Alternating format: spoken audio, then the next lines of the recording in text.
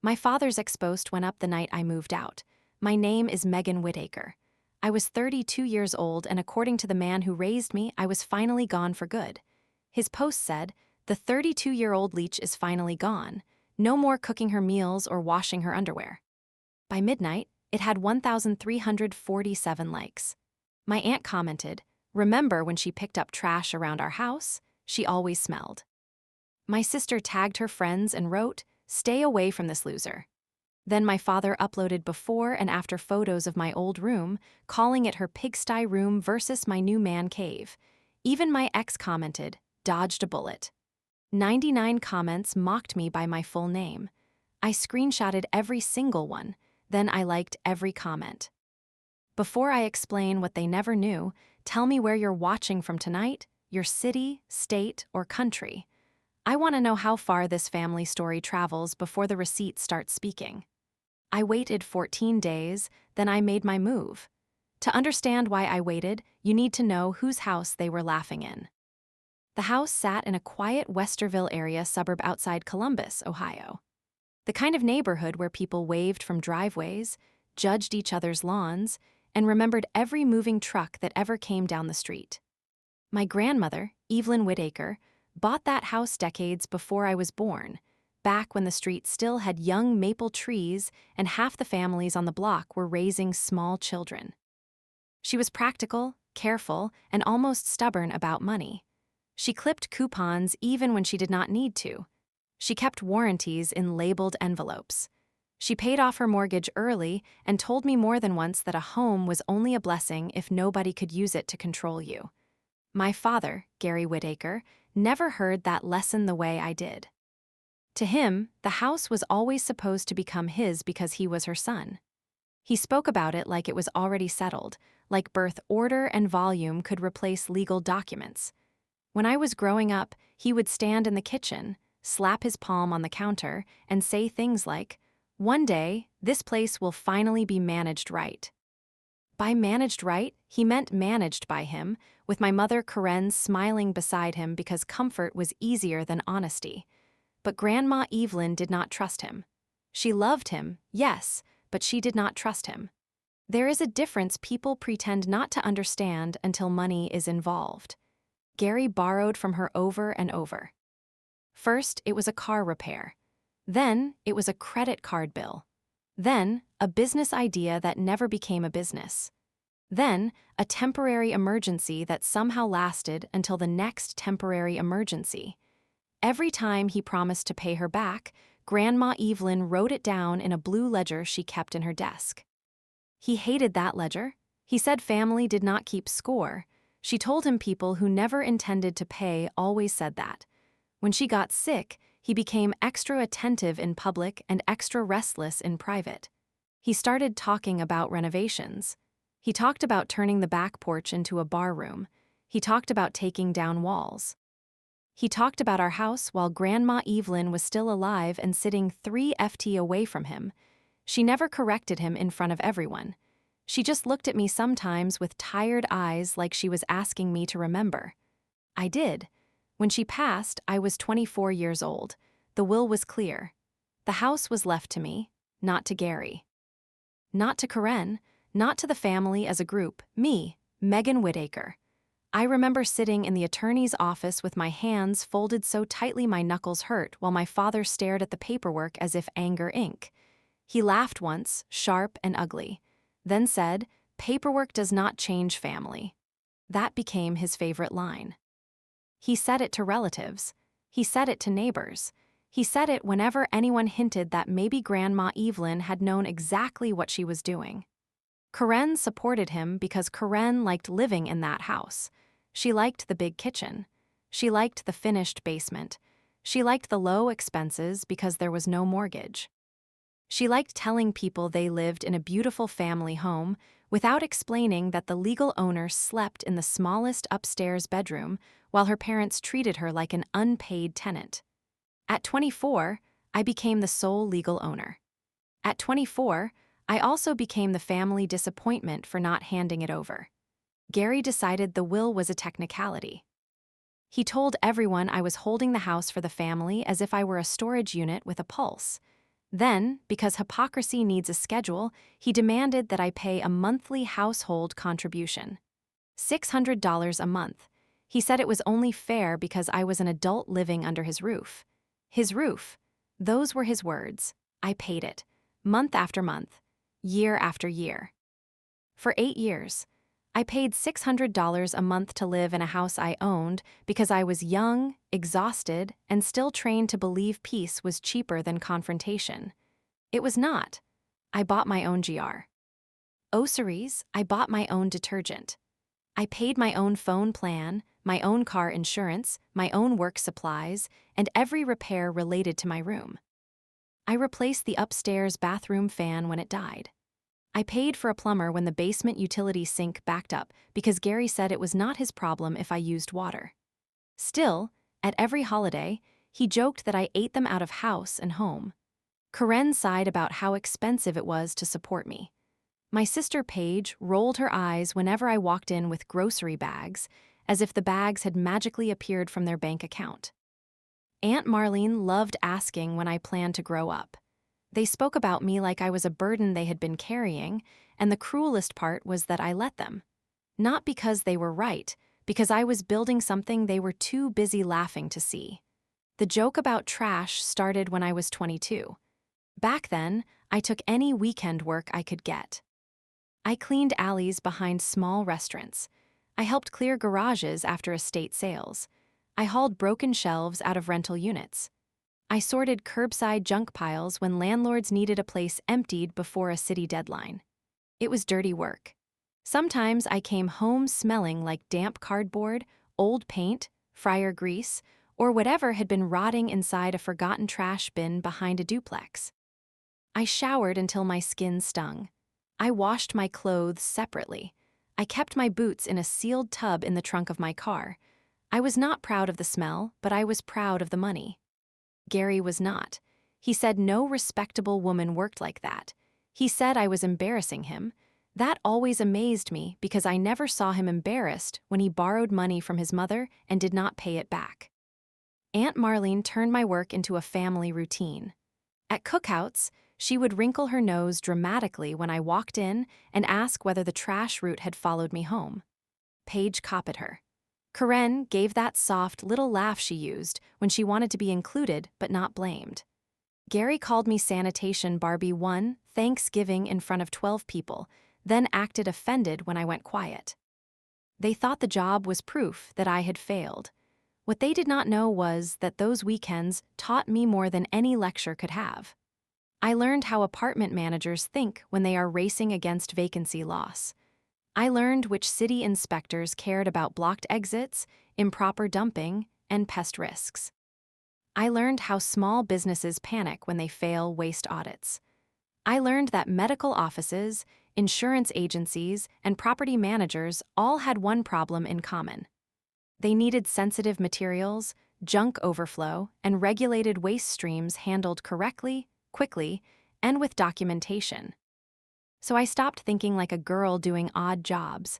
I started thinking like an owner. I got licensed. I took certification courses at night. I learned municipal waste rules, document destruction standards, vendor contracts, chain of custody forms, and commercial disposal logistics. I built a company called ClearPath Disposal Solutions, a commercial waste audit and secure disposal logistics business. It did not sound glamorous because it was not supposed to. Glamour does not pay invoices. Systems do. By 28, I had contracts with apartment managers, small landlords, estate attorneys, dental offices, local clinics, and independent businesses that needed clean-outs, audit reports, secure shredding coordination, and proof that hazardous or sensitive materials had been handled through approved vendors. I was not dragging trash bags for cash anymore. I was managing crews, scheduling inspections, reviewing before and after documentation, invoicing clients, negotiating disposal rates, and making sure every job had photos, signatures, and compliance notes. My family never asked what I actually did. They preferred the old story because it made them feel taller. Gary still told people I picked through garbage. Paige still joked that I smelled like a dumpster even when I was wearing a blazer, and coming home from a client meeting. Aunt Snorts Marlene once asked whether I got a discount on trash cans. I smiled because by then one of my monthly contracts paid more than Gary made in 2 weeks. My ex, Travis Coleman, hated my work in a different way. He liked me when he thought I was quiet and grateful. He liked that I lived in a nice house in a nice suburb until he realized I was not the spoiled daughter of comfortable parents. He thought my job sounded low class. He thought living with my family at 30 made him look bad. He said he needed a woman with better optics, which was one of those phrases people use when they want to sound strategic instead of shallow. When he broke up with me, he told me I needed to figure out my life. I did. I just did not call him to report my progress. For years, I saved aggressively. I did not buy designer bags. I did not take vacations with people who mocked me. I drove the same used Honda until the driver's seat fabric split. Every $600 household contribution I paid to Gary made me angry, but every real dollar I kept went toward freedom. Then a 2-bedroom townhouse came up for sale in a secure building near my office space. It had good light, clean floors, underground parking, and a front desk that did not allow relatives to wander in without permission. I bought it in cash, not financed, not rented, bought. I signed the final papers on a Wednesday and did not tell anyone. For 3 weeks, I packed slowly while everyone was at work. I took my documents first, then my business files, then my winter clothes, my grandmother's jewelry box, my client binders, my backup drives, and the small framed photo of Grandma Evelyn standing in front of the house the year she bought it. I left behind enough in my room that nobody noticed at first.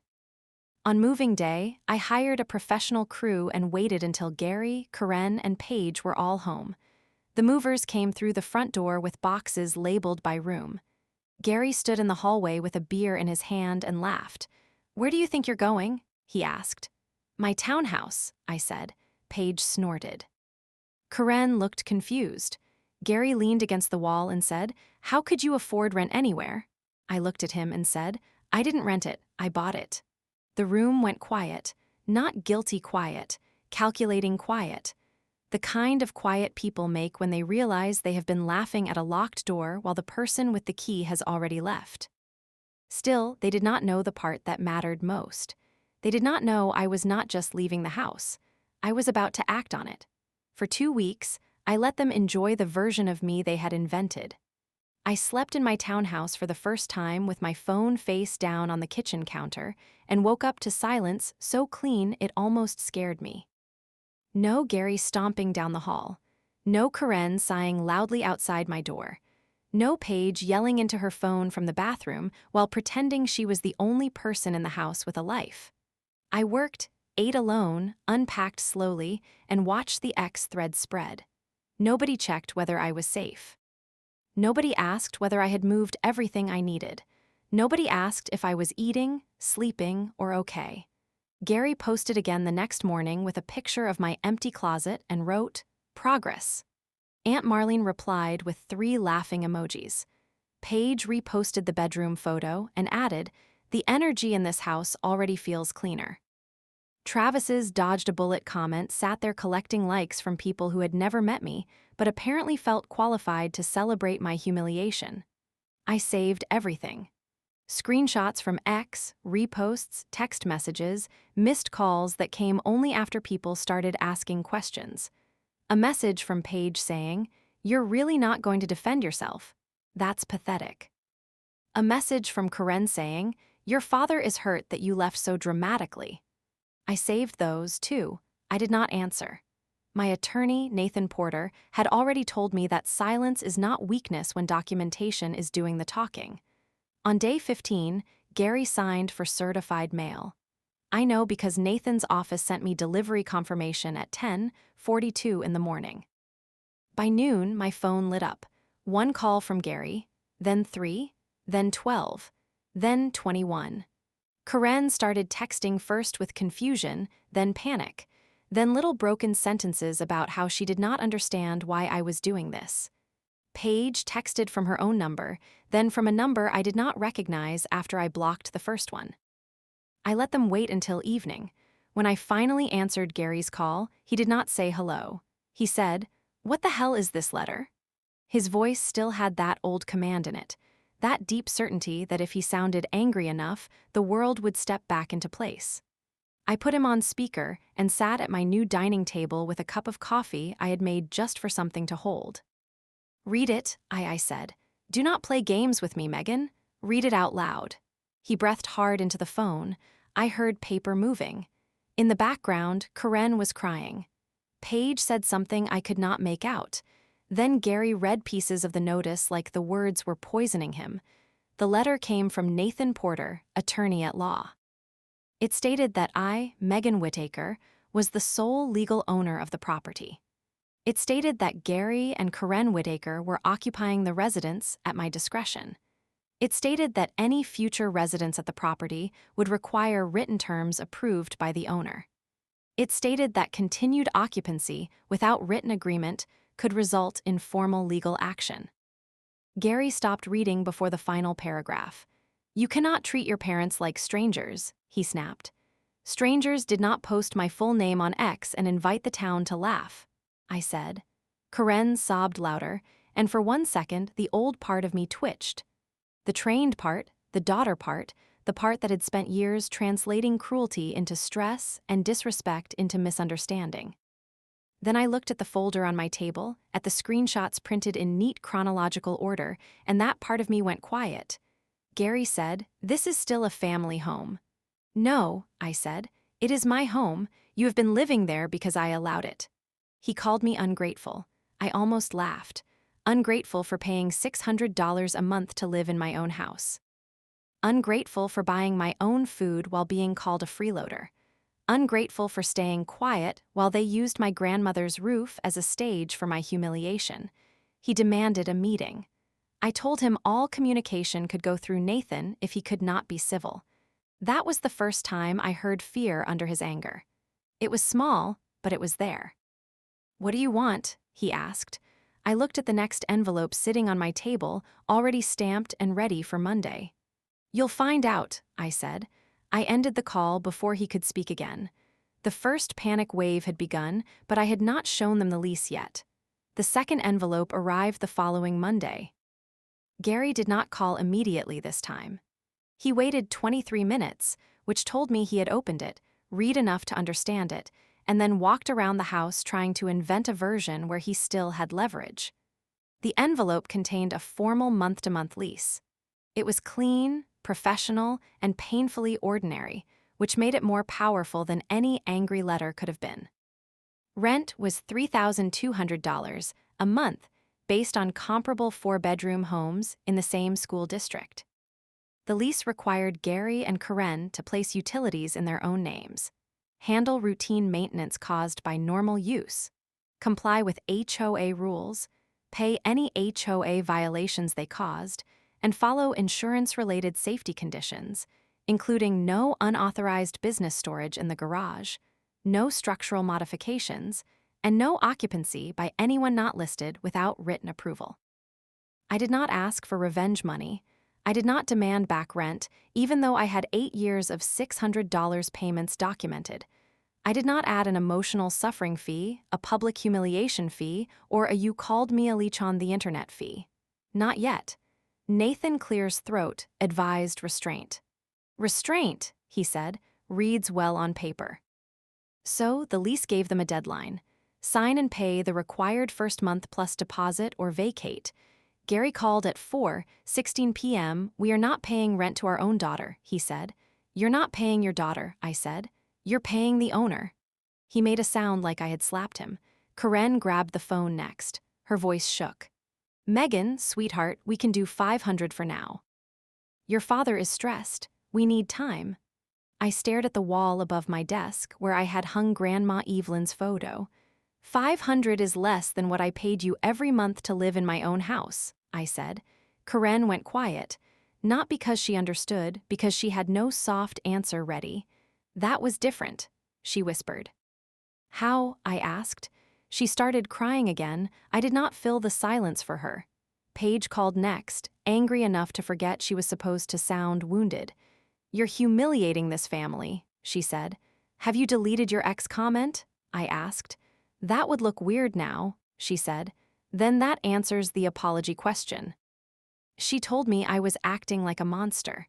I asked whether she had moved her resale inventory out of the garage. She hung up. The utility transfer notice landed the same day. Nathan had been very careful about that part. He told me more than once not to do anything that looked like a lockout, a threat, or a self-help eviction. I was not to change locks. I was not to shut off services. I was not to show up and argue on the porch. The notice gave Gary and Karen time to open accounts in their own names, arrange deposits if required, and confirm transfer dates. It was boring and legal and exactly what needed to happen. They ignored it because they still believed I was bluffing. Gary had spent 8 years saying paperwork did not change family, and now he was discovering that paperwork was the only reason he had not already been told to leave. He tried calling relatives. Aunt Marlene posted, "Some people forget who raised them." Paige shared it with a broken heart emoji like she had been personally evicted from a castle. Karen left messages about memories, holidays, and how Grandma Evelyn would be ashamed. That one almost got a response from me. Almost. Because Grandma Evelyn had left the house to me for the exact reason Karen was pretending not to see. She knew Gary would turn love into ownership. She knew he would confuse access with entitlement. She knew Karen would choose comfort and call it peace. I forwarded every message to Nathan. He replied with short, steady instructions. Do not engage, save everything. Meet every deadline. Let them show who they are. So I did. While Gary told people I was unstable, I went to work. While Paige called me bitter, I reviewed a waste stream audit for a dental group expanding to 3 locations. Why? Le Karen cried into my voicemail. I approved payroll for 2 crews and signed a new contract with an estate attorney who needed secure disposal and clean-out coordination for inherited commercial property. The life they mocked kept moving. The life they depended on was ending. The deadline moved closer. One ordinary day at a time. They wasted every one of them. The first person outside my family to call me was Nora Bennett. Nora was the HOA secretary, Grandma Evelyn's old neighbor, and one of those women who noticed everything without making a show of noticing anything. She had known me since I was a kid riding a purple bike with white streamers down the sidewalk. I had not spoken to her in months, so when her name appeared on my phone, I expected awkward sympathy. Instead, she said, "Megan, I think you need to know what your father is telling people." I sat down before she finished the sentence. Gary had been telling neighbors I was unstable. He said I had gotten greedy and was trying to steal the house from my own parents. He said I was evicting them because I was bitter about being single. He said my business was failing and I wanted to sell the house to cover debts. Every accusation was a confession wearing a cheap mask. Nora sent screenshots from the neighborhood group chat. Gary had written long messages about betrayal. Karen had replied with prayer hands. Paige had called me jealous. Aunt Marlene, who did not even live in the neighborhood, somehow appeared in the thread to say she had always worried about my character. Then Nora sent something more useful. Photos. The garage had been turned into Gary's half-finished man cave and Paige's resale storage unit. There were clothing racks, boxes of shoes, plastic bins, shipping supplies, a mini fridge, a card table, and a neon beer sign mounted near the electrical panel. Gary had posted a proud photo of himself standing in the middle of it with the caption, "Finally using the space properly." Properly. In a property he did not own. Under an insurance policy that did not cover unauthorized business inventory, electrical changes, or commercial storage. Paige had been using the garage for her online resale business without my permission. That created lease problems, HOA problems, and insurance problems. I forwarded the photos to Nathan. He replied, "Do not contact them." This helps. The second outside call came from Eric Donley, one of Gary's coworkers. I recognized the name because Gary had mentioned him before, usually with resentment. Eric sounded embarrassed. He said Gary had borrowed money from him and claimed I would pay it back once I calmed down. I closed my eyes and let the sentence settle. Gary was now taking loans against my imagined guilt. I never agreed to pay any debt for my father, I said. He told us you owned the house only on paper, Eric said. He said the family money was tied up and you were being difficult. There is no family money, I said. There is my property and there are his choices. Eric got quiet then, admitted Gary had borrowed from more than one person at work. He said he would have to report it because some of the loans had been requested during work hours with Gary, using his supervisor to roll to pressure people without saying it directly. I did not tell Eric what to do. I simply said, I cannot help you recover money I did not borrow. That same night Travis texted me for the first time in months. Hey, I've been thinking about you. I stared at the message and felt nothing. Not sadness, not temptation, not even anger, just curiosity like seeing a raccoon in daylight. I replied, what changed? 3 dots appeared, disappeared, appeared again. I just hate seeing people treat you badly, he wrote. That was when I knew he had seen the X thread turning against my family. Maybe someone had mentioned the house. Maybe he had realized the woman with bad optics had assets. Maybe he had always been exactly as shallow as he sounded, and I was finally too awake to romanticize it. I blocked him without replying. Meanwhile, Gary and Karen tried to start a public victim story. Gary posted about adult children who forget sacrifice. Karen shared a quote about honoring parents. Paige wrote, "Money changes people," which was hilarious coming from a woman storing unpaid inventory in my garage. Aunt Marlene posted vague complaints about betrayal, greed, and young women who think dirty money makes them better than family. I did not argue publicly. I did not defend myself in the comments. I did not post a dramatic thread. Not yet. Nathan had taught me the difference between satisfaction and strategy. Satisfaction would have been calling them liars online. Strategy was letting them keep typing while I collected proof. Every screenshot went into the folder. Every voicemail was saved. Every third-party message was documented with dates. By the time the lease deadline arrived, my family had not prepared to move, had not signed, had not transferred. Utilities had not cleared the garage and had not apologized. They had done only one thing consistently. They had proven my case for me. By the time the deadline passed, they had spent every day arguing and none of it preparing. Gary and Karen did not sign the lease. They did not vacate. They did not transfer the utilities properly. Gary discovered that old unpaid balances and poor credit do not disappear just because a man raises his voice. The utility companies required deposits he could not cover. Karen called me 13 times in one afternoon, leaving messages that swung from gentle to furious to desperate. Megan, we don't have that kind of money. Megan, your father is trying. Megan, you are making us look homeless. Megan, please just call me back. Paige texted, P, please don't do this. We know we were wrong. I looked at that message for a long time because it was the first time any of them had placed the word wrong near themselves, but it was not an apology. It was a bargaining chip. There was no, I deleted the post. No, I lied. No, I humiliated you. No, I helped people mock you while living under your roof. Just please don't do this because consequences had finally learned their address. Nathan filed the required eviction paperwork.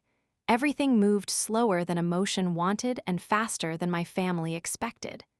Gary tried to sign the lease after the offer expired. Nathan informed him the offer was no longer available and all communication would go through his office. Gary called me anyway. I did not answer. Karen left a voicemail asking for one more family dinner so we could remember who we were before all this. I sent one written response through Nathan. Family dinner ended when they turned my life into an X thread. Paige showed up at my townhouse 2 nights later. She did not make it past the lobby. Building management called me because a woman claiming to be my sister was crying, raising her voice, and demanding to be let upstairs. I told them she was not approved. They warned her to leave. She shouted that I was destroying our parents, that I thought I was better than everyone, that she hoped I enjoyed being alone. The front desk documented the incident. I sent it to Nathan. Page later posted, "Some people choose luxury apartments over blood." It was a townhouse, not a luxury apartment, but accuracy had never been her gift. Nora Bennett did something I did not ask for but deeply appreciated. In the neighborhood group chat, she calmly confirmed that Grandma Evelyn had legally left the house to me years earlier. She did not insult Gary. She did not defend every detail of my life. She simply stated what she knew and said the public attacks against me were inappropriate. The tone of the neighborhood shifted after that. People who had laughed quietly became quiet in a different way. Some deleted comments. Some stopped reacting. Gary posted less. Then Eric Donnell's report at work triggered an investigation. I never learned every detail, and I did not need to. What I knew was enough. Gary had borrowed money from multiple coworkers. Some felt pressured because he had been their supervisor. Some had texts where he implied repayment would come from family property once I stopped being difficult. His employer removed him from his supervisor role first. Then, after more interviews, he was either forced out or resigned before termination. Gary told relatives he left because the company had become political. I knew better. Karen took shifts at a grocery store pharmacy counter because their debt was real now. Not theoretical, not hidden behind Grandma Evelyn's paid-off mortgage. Real.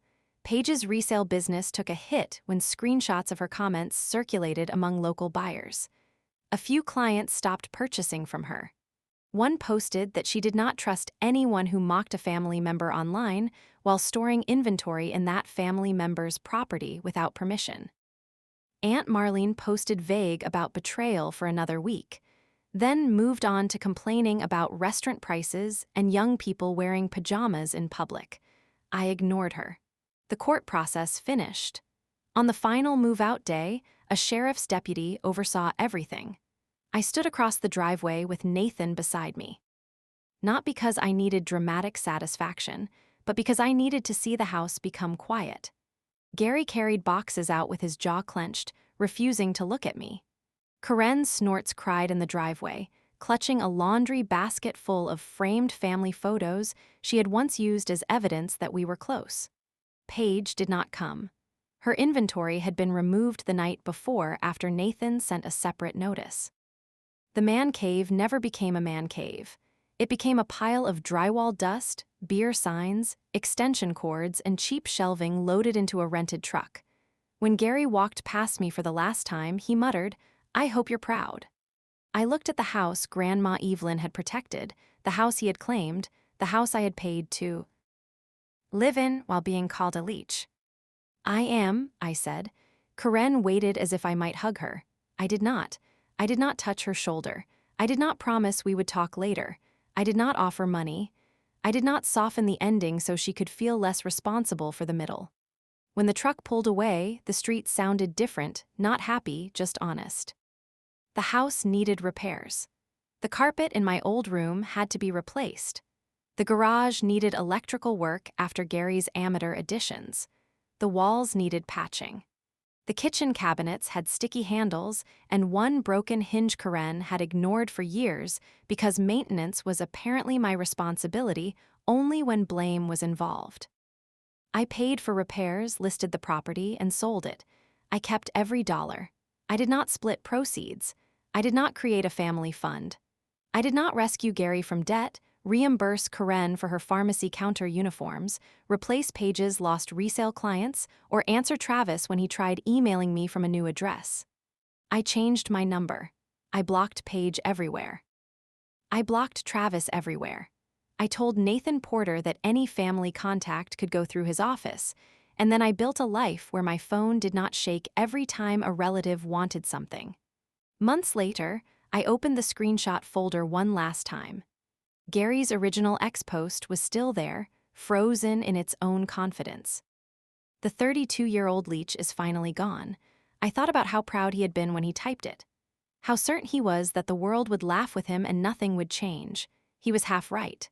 The world did laugh for a while, then the paperwork arrived. Then the lease arrived. Then the truth arrived with certified mail, court dates, neighbor screenshots, workplace reports, and a sheriff's deputy standing in the driveway of the house he had never owned. The 32-year-old Leech was finally gone. And this time, she took back the roof they never admitted was hers. Thank you for listening until the final moments. Everything in this video is fictional and made only for entertainment and educational purposes. We hope it reminds you that the people who dismiss your boundaries often reveal exactly why those boundaries were needed in the first place. A healthy relationship would not punish you for protecting your time, your emotions, or your dignity.